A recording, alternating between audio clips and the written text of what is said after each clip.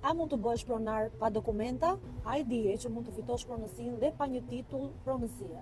Por cilat janë kushtet për parashkrimin fitues sipas ligjit shqiptar? E para, posedimi i qetë dhe i pandërprer, corpus. E dyta, sjellje si pronar, animus. E treta, koha, kalimi i 20 viteve kohë. Pra, për ta fituar pronën me parashkrimin fitues, duhet të keni këto 3 elementë: posedimi real, sjellje si pronar dhe të keni 20 vite posedim. Dhe si provohet kjo në gjyq? Provohet me dokumenta, me dëshmimtar apo me një ekspert topograf.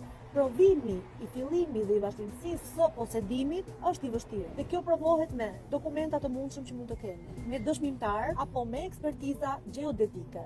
Provat kryesore që mund të përdorni janë, si për shembull, vërtetim nga ASHK-ja, kontrata të furnizimit me energji elektrike apo me ujë, dhe çdo dokument tjetër që tregon një përdorim të qetë të pronës. Pra, një nga dokumentat kryesorë është vërtetimi i ASHK-s që toka apo banesa nuk është pronë shtetërore, për të vërtetuar nëse figuron e zë prej jush apo jo. Mos harro, posedimi nuk është pronësi, por mund të bëhet pronësi.